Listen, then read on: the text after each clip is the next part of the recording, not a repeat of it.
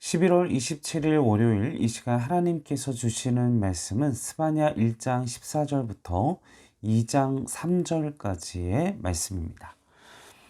1장 14절부터 2장 3절 말씀입니다.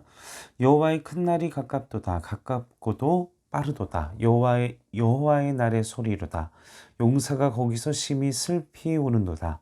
그날은 분노의 날이요 환난과 고통의 날이요 황폐와 패망의 날이요 캄캄하고 어두운 날이요 구름과 흑암의 날이요 나팔을 불어 경고하며 견고한 성읍들을 치며 높은 망대를 치는 날이로다. 내가 사람들에게 고난을 내려 맹인같이 행하게 하리니 이는 그들이 나 여호와께 범죄하였음이라. 또 그들의 피는 쏟아져서 티끌같이 되며 그들의 살은 분토같이 될지라. 그들의 은과 금이 여호와의 분노의 날에 능히 그들을 건지지 못할 것이며 이 온 땅이 여호와의 질투의 불에 삼켜지리니 이는 여호와가 이 땅 모든 주민을 멸절하되 놀랍게 멸절할 것임이라. 수치를 모르는 백성아 모일지어다. 모일지어다. 명령이 시행되어 날이 겨같이 지나가기 전 여호와의 진노가 너희에게 내리기 전 여호와의 분노의 날이 너희에게 이르기 전에 그리할지어다. 여호와의 규례를 지키는 세상의 모든 겸손한 자들아 너희는 여호와를 찾으며 공의와 겸손을 구하라. 너희가 혹시 여호와의 분노의 날에 숨김을 얻으리라. 아멘. 자, 어제부터 오늘까지 스바냐 말씀을 나누게 됩니다. 자, 이 스바냐라는 그 이름은 여호와께서 간직하셨다, 여호와께서 숨기셨다, 여호와께서 보호하셨다 라는 뜻을 가졌습니다. 자, 스바냐는 히스기야 왕의 현손이면서 구시의 아들로 왕가 출신입니다. 또 그는 유다의 왕 요시야 시대에 활동한 선지자이면서 또 유다의 부도덕함 그리고 우상 숭배 때문에 하나님의 심판을 받을 것임을 예언했습니다. 선언했습니다. 선포했습니다. 또는 하나님의 규례를 지키는 이스라엘의 남은 자는 심판날에 구원을 얻게 될 것이라고 또한 이야기를 했습니다. 그와 동시대에 활동한 선지자로는 예레미야, 나훔, 하박국이 있습니다. 자, 스바냐의 그 활동의 그 배경은 이 당시에 요시야 왕의 종교개혁 이전, 다시 말하면 유다가 상당히 타락한 상황이라는 거 아시죠? 요시야가 대단한 어떤 이 우상 숭배를 타파하고 이제 종교 개혁을 단행하기 이전에 엄청나게 므낫세부터 그 아몬 그 아들이 아몬과 므낫세 아몬 그리고 다시 이제 요시야가 왕위에 오를 때까지 이게 므낫세부터 히스기야가 죽고 나서 얼마나 히스기야가 하나님 앞에 신실했습니까? 우상을 타파하고 근데 므낫세가요 그 타파하고 무너뜨린 그 우상 숭배의 그 재단들을 다시 복구합니다. 그래놓고는 우상 숭배에 빠지고 그의 아들 아몬도 더 하나님께 더 범죄했다고 합니다. 그래놓고 나서 이제 요시야가 왕위에 오를 때에도 사회적으로 너무나 심각한 타락이 있으니까 그 이제 종교 개혁을 단행했는데 오늘 기록한 말씀을 보면 유다의 죄악이 막 끊임없이 나오거든요. 그걸 보면 아직 요시야가 종교 개혁을 단행하기 전에 이 스바냐서가 쓰여진 기록된 것으로 보입니다. 자, 이 스바냐서의 이제 전체의 그리고 대략적인 내용은요, 주의 날, 심판의 날, 요엘서와 더불어 그 심판의 날을 주의 날을 주제로 하는 책입니다. 그래서 우리가 그 가깝게는 바벨론의 침략으로 인해 유다가 완전히 괴멸되잖아요. 아주 심각한 패배와 심각한 환란을 그때 바벨론 그때의 그 주의 날 그리고 멀게는 바로 마지막 때 종말론적인 대환란을 예표하는 것입니다. 우리에게도요 나의 개인적인 종말이 있습니다. 우리가 뭐 병이라든지 뭐 사고라든지 뭐 누군가에게 아니면 이런 개인적인 종말이 있고 또 하나님께서 재림하시는 하나님께서 이 세상을 심판하러 오시는 주의 날 심판의 날을 이 스바냐서에서도 언급하고 있다라는 것입니다. 자, 스바냐 선지자는 이 요시야 왕 때 악정을 행했던 그 요시야 왕 이전에 악정을 행했던 므낫세 그리고 그 당시에 그 이 남유다의 죄악을 이제 밝히고 있는데 우상 숭배의 도입 1장 2절부터 6절 그리고 이 지도층의 타락 그리고 상인들의 그런 타락이 1장 초반에 1절부터 계속 기록되어 있습니다.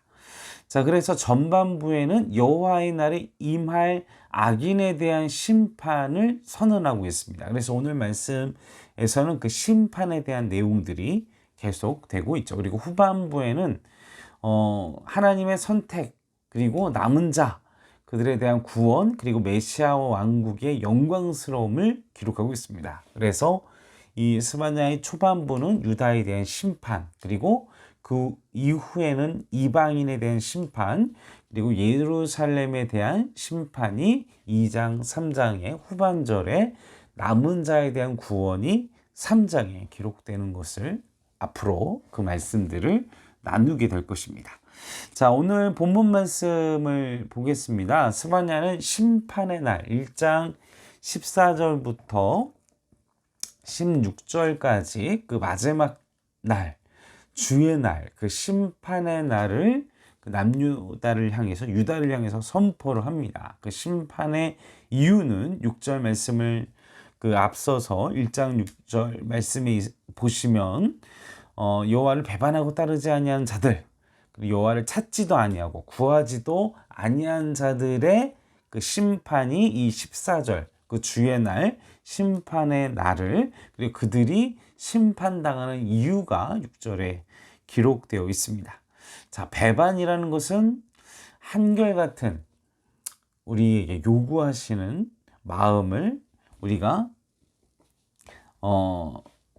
끝까지 우리가 그 하나님께서 하나님을 원하고 하나님을 간절히 사모하는 마음을 우리에게 요구하시는데 이 배반과 배신의 신앙은 우리가 어떨 때 그럴 수 있습니까? 막 이해관계를 따질 때 그리고 우리가 그 나의 손해와 이해관계와 그리고 나의 이해관계가 나의 이익이 부딪힐 때 우리는 주님을 온전히 순종할 수 없는 그때부터 우리는 믿음을 배반하는 배신하는 일들을 우리가 가지게 된다라는 것이죠.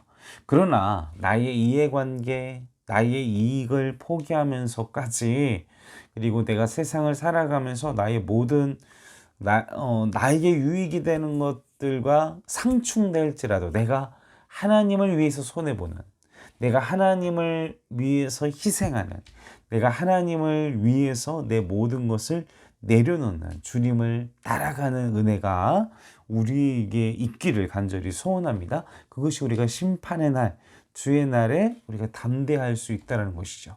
내 이해관계에 따라 살고 내 욕심대로 살고 내 이익대로 살면 우리는 주의 날에 심판의 날에 두려움에 떨 수밖에 없습니다. 그런데 여러분 하나님 나라를 위해서 하나님의 말씀대로 내가 살았기 때문에 손해받고 희생하고 그렇게 살았다면요 우리가 주의 날 심판의 날을 무서워할 이유가 없습니다. 우리의 전생애가 오직 우리가 배반하지 않고 주님만을 따르며 구하는 찾는 삶을 살아야만 한다는 것입니다. 왜냐하면 그것이 우리에게 주신 하나님의 인생의 목적이기 때문인 것입니다. 자, 7절에서 13절 말씀 계속해서 보겠습니다. 여호와의 날입니다. 여호와의 날. 자, 우리에게 여호와의 날은 구원의 날이 되어야 합니다. 아까도 앞서서 말씀드렸지만 여러분 하나님을 따르지 않고 하나님을 모르고 하나님을 믿지 않고 그리고 하나님의 말씀대로 살지 않은 자들에게 그날은요 심판의 날입니다. 그때 주님은 7절 말씀에 구별할 것입니다. 다른 자들과 따르지 않은 자들. 그 인생들에게 벌이 임하게 될 것입니다. 그래서 9절까지의 말씀을 계속해서 보면 포악, 거짓, 그들의 마음 가운데 또 자기 주인의 집에 채운 자들을 내가 벌하신다라고 말씀하고 있습니다.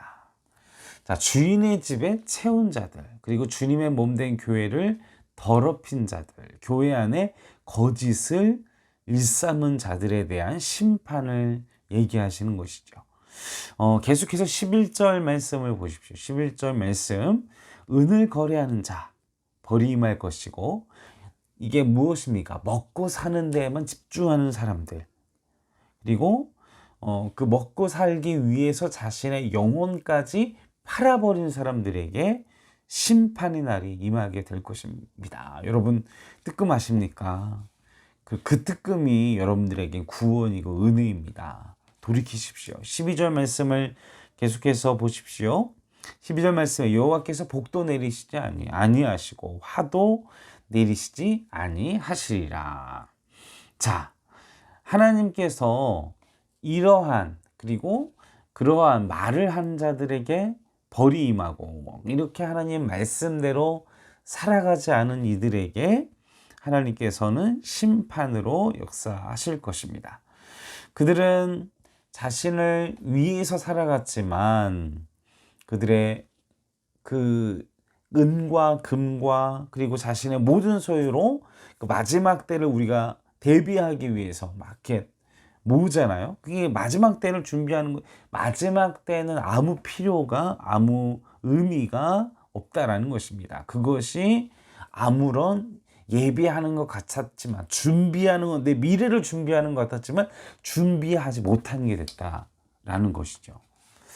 여러분, 그런 허투른 일들로 살아가지 아니하시길 바랍니다. 우리가 그것 때문에 우리 인생이 망할 수는 없는 것입니다. 14절 18절 말씀 보십시오. 14절에서 18절 말씀, 여호와의 큰 날은 환난과 고통의 날입니다. 자, 황폐와 패망의 날입니다. 어두운 날입니다. 질투의 불이 모든 것을 삼키게 될 것입니다. 얼마나 무섭습니까? 이 마지막 주의 날, 그 심판의 날을 묘사하고 있죠.